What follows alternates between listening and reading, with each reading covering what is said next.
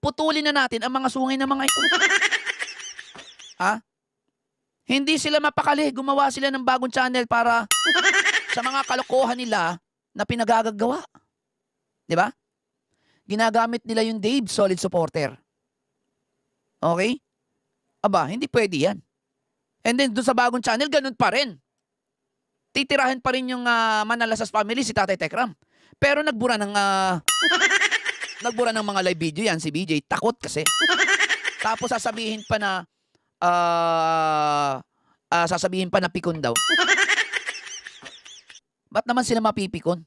Ha? Ginagawa lang nila yung tama.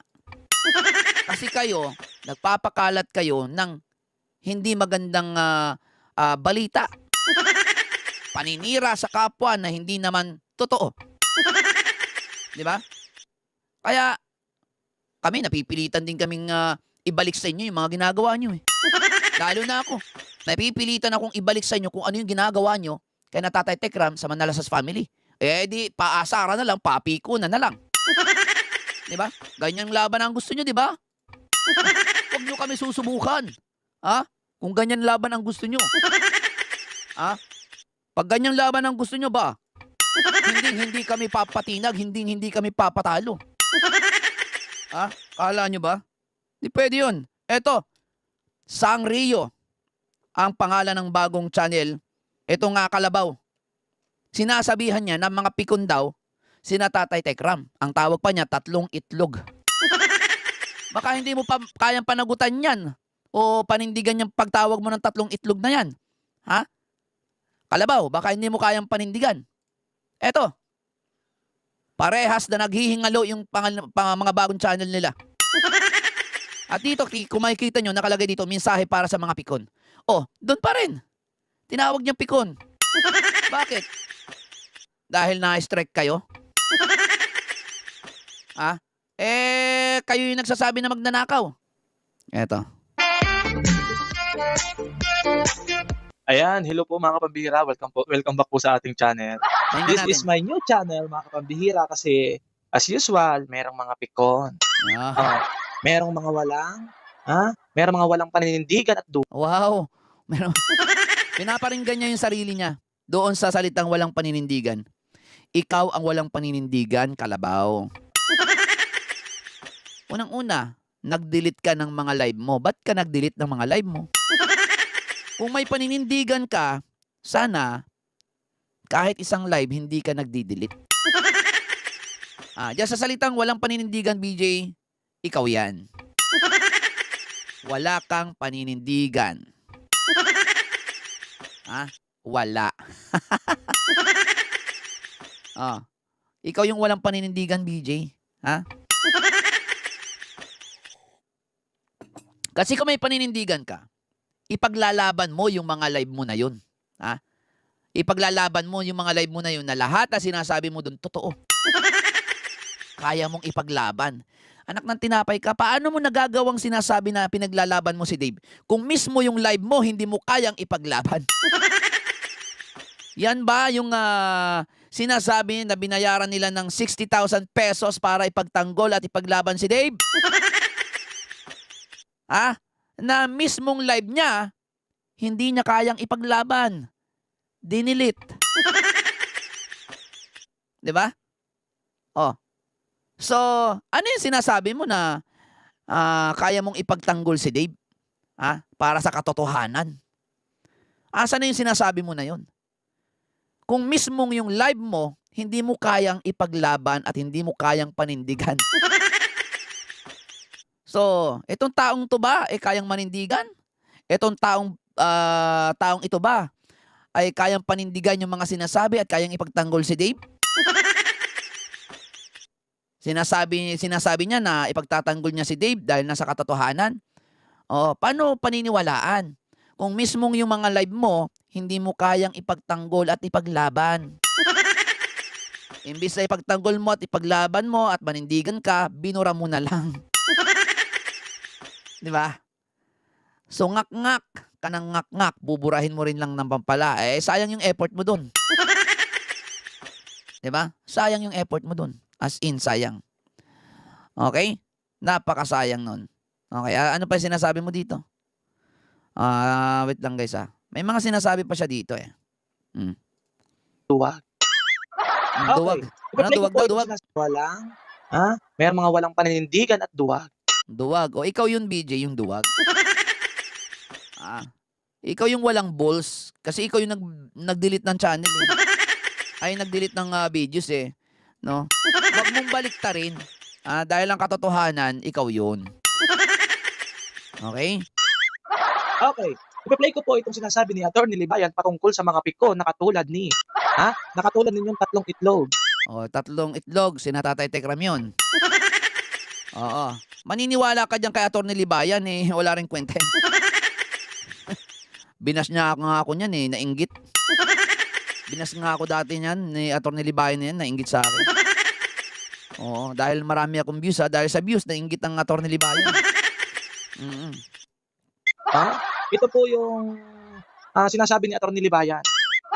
Pakinggan lang natin, short video lang po ito mga kapambira. Kasi si Libayan yata, nakasuhan din ng copyright ni Sir Tulpo.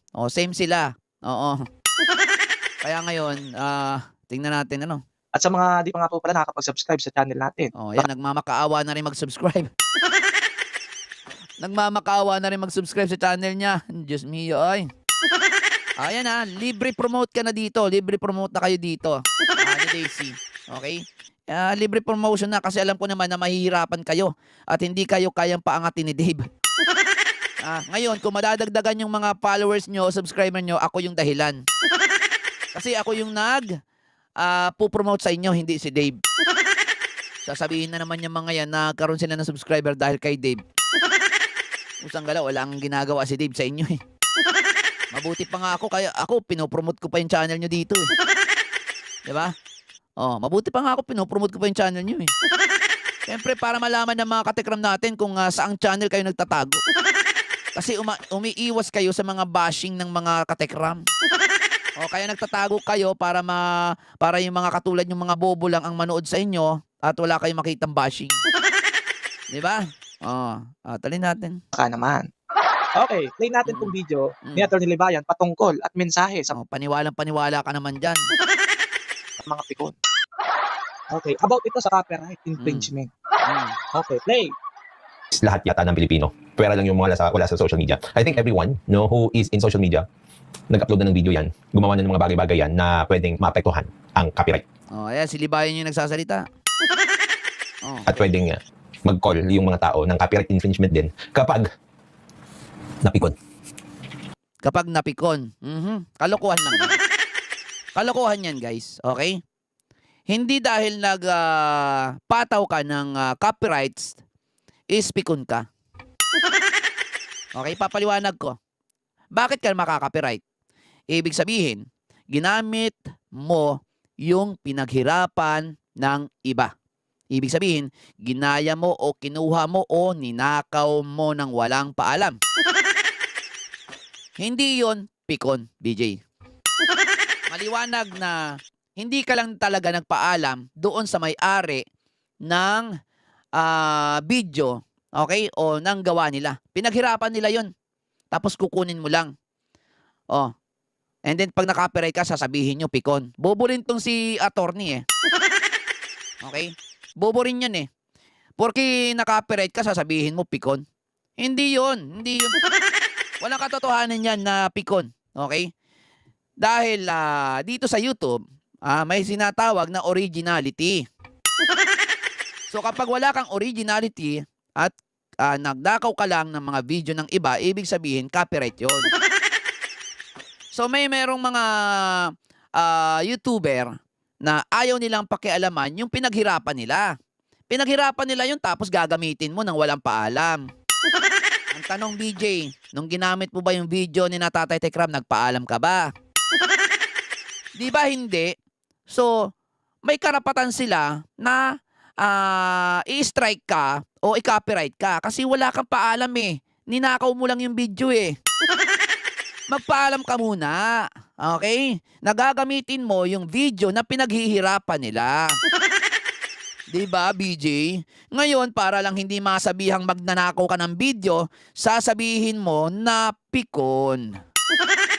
Palalabasin mo na pikon kahit ang katotohanan hindi naman talaga totoong pikon. Dahil kinukuha lang nila ay dahil ginagamit lang nila yung kanilang karapatan. Okay? Para doon sa mga works nila. Para doon sa pinaghirapan nilang video na ninanakaw mo lang.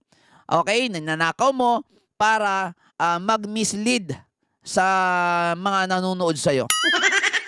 Di ba? Magpaalam ka kung gusto mong gamitin yung video nila. Pinaghirapan kasi nila yon. So, itong si Libayan, pareha sila na magnanakaw ng video. And then, pag na-copyright, sasabihan nila yung nag-copyright na pikon. Hindi totoo yun na kapag kinopyright ka is pikon yung tao na nag-copyright sa'yo. Hindi totoo yun, guys. Okay? Karapatan nila yon dahil pinaghirapan nila yung video tapos kukunin mo lang nang walang paalam. Okay? Diba? Karapatan nila yon. Oh. Walang ganun pikon. Okay? Kaya kahit kayo kapag kinopyright nyo ako kasi, diba? Ginagamit ko rin yung mga live nyo. Pag kinopyright nyo ako, hindi ko kayo sasabihang pikon. Pag na-copyright nyo ako, ibig sabihin, karapatan nyo yan. Ganun lang kasimple yun. Pero may paninindigan ako. Never ako magdi-delete ng mga video na nireaksyonan ko. Galing sa video nyo. Okay? So, ayan, BJ. Ayan. Yung mga sinasabi mong BJ, patama yun lahat sa'yo. Okay? Huwag mong gayahin. Okay? Itong si attorney. Nasasabihan mong pikon yung mga taong nag-copyright. Okay? Hindi pagiging pikon yun. Okay? Ginagamit lang nila yung karapatan nila doon sa ginawa nila, sa pinaghirapan nila na gagamitin mo lang ng walang paalam. Diba? Ganun lang kasimple. Kung meron kayong mga suggestion, comment, i-comment nyo lang po dyan sa baba kung anong masasabi nyo dito. Ito pa. Sinasabi ni Stephen. No, sinasabi ni Stephen. Sabi niya, kung si Kuya Biel i-strike ang account nyo, go! Gawin nyo. Hinahamon namin kayo. Hinahamon namin kayong i-strike ni Dave yung account namin. Gadya kakabobo, Stephen Montialto. Ang tanong ko, Stephen Montialto, paano makakapag-strike Biel nyo kung wala naman channel yan? Kung walang channel yan, Kung hindi ka ba naman tanga kung hindi ka ba naman bopuls paano makakapag-strike yan? Hinahamon ka namin, hinahamon kayo, hinahamon namin kayong mga ano kayo. Sige nga, i-strike nyo lahat ng account namin. I-strike nyo. I-strike ni Dave. I-strike ni Dave. I-strike ni Dave. Mga account namin. Ay kung hindi ka ba naman bobo, makakapag-strike ba yan na walang channel yan? Takot niyang gumawa ng channel, di ba? Bakit takot gumawa ng channel? Takot siyang mabash Hindi niya kayang iharap yung sarili niya. Hindi niya kayang panindigan yung mga ginagawa niya. Sasabihin yung busy sa pag-aaral, kalokohan. Takot lang talagang harapin ang mga sinasabi ng tao laban sa kanya. Kasi, totoo ang sinasabi ng tao. Idadahilan yun, nag-aaral, busy sa pag-aaral. Kalokohan, anong busy sa pag-aaral? Nagmumul nga lang, nakikipagnambutsingan sa matanda. Paburaka-burakay nga lang Diba? Gagawa sa yung channel kapag nakalimutan na ng tao yung mga pinagagawa niyang kalokohan. Kasi nga, takot siya at hindi niya kayang panindigan yung mga pinagagawa niya sa Manalasas family, lalo na kay Tatay Tekram. Kung totoo siya, kung tama siya, hindi matatakot siya na gumawa ng channel. Ngayon, Stephen, gusto mo i-strike ni Biel yung mga account namin? Sige nga. Binibigyan na namin kayo ng bas-bas. Kayo mga ka-defenders ko ng Tekram community. Payag ba kayo na mag-strike si Dave ng channel natin? Ako, payag ako 100%.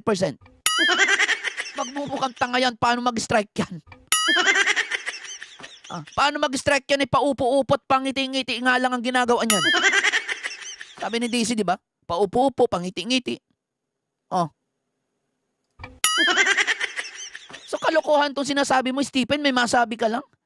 Kung i-strike account nyo, pwede. I-strike nyo, paano naging pwede? Sige nga, kung magiging pwede, kung hindi ka ba naman bungol eh. Si Dave mag-i-strike ng mga channel namin? Wow. Oh. Baka gusto nyo pa ibig sabihin dito, baka ang gusto niyang i-strike yung kay Tatay Tekram. Wow. Sige nga. Baka kayo mabigyan namin ng strike 1. Di ba? Ito pa. Ito, pinagyayabang ni, ni Stephen eh. Pinagyayabang ni Stephen to eh. Itong pagtulong niya. Yan, itong pagtulong niya. Pinagyayabang na naman niya yung pagtulong niya. Di ba? Anong sabi niya dito? Ito yung sabi niya. Ayan, sabi niya yan. Sabi nila, ano daw nagawa ko sa pagtulong sa ating kapwa Pilipino?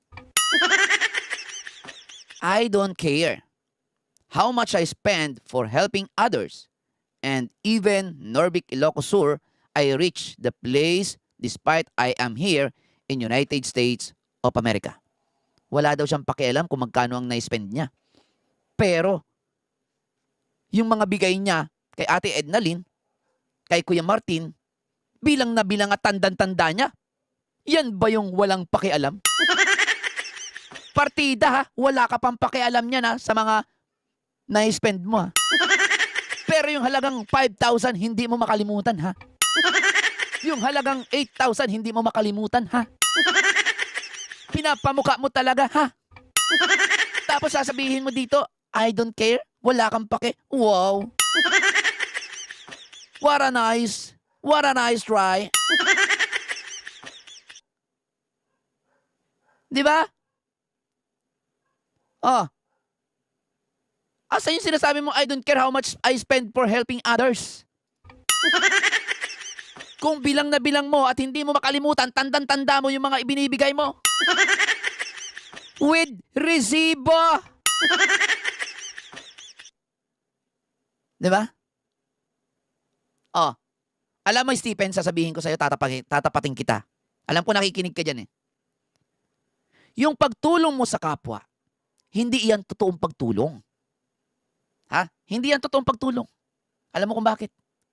Ang pagtulong sa kapwa, hindi yan pinagmamalaki. Hinahayaan lang yan na ibang tao ang makakita at makapagsabi. Pero ikaw, ayan no, todo pinagyayabang, pinagmamalaki mo na kesyo nakatulong ka. Ayan ay hindi totoong pagtulong. Yan ang sinasabi o tinatawag na pagyayabang at pagpapasikat. Kung totoo kang tumutulong, hindi mo yan iyayabang sa tao o ipupost. At sasabihin tumutulong ka.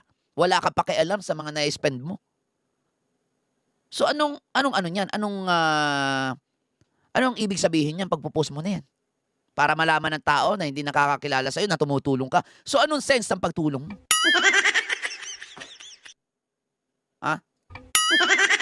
So ibig sabihin, yung pagtulong mo is hindi taos puso. Kung hindi, ginagawa mo yan kasi gusto mong magpasikat.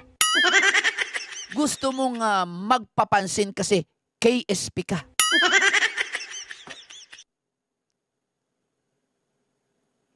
Hindi mo kailangan magpasikat sa kapwa-tao, kapwa Pilipino. Dapat kay Lord ka nagpapasikat.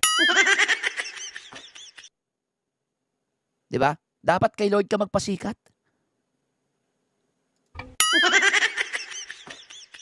Dahil may nasasabi ang tao sa'yo, ipinagyayabang mo na nakatulong ka. Diba? At sasabihin mo pang wala kang pakialam sa mga na-spend mo o naitulong mo. Paano mo nasabi? Puki ng ina mo ka. Ay, sorry. Sorry, guys. Putik ka yung halagang 5,000. Silip na silip mo. Pinapamukha mo kay Kuya Martin. Yung halagang 8,000, pinapamukha mo, silip na silip mo, tandang-tanda mo, talagang yung resibo ay nakatabi para kung sakali, Maipagyayabang mo. O ayan yung resibo. Nagpadala ako. Diyos mio ka talaga. May naaalala pa ako. Nag-post ka na sinasabi mo na nagpadala ka sa akin. Pero wala kang namang mailabas sa resibo. So, ibig sabihin, kasinungalingan. So, ngayon, ibinabalik ko sa inyo yung mga kasinungalingan nyo. Kung ano yung ginagawa nyo, gagawin ko rin. Diba? So, Panyang, kung gusto mo at totoo kang tumutulong sa kapwa mo, huwag mong ipamuka, huwag mong ipagyabang. At sa bandang huli, babawiin mo lang. Diba?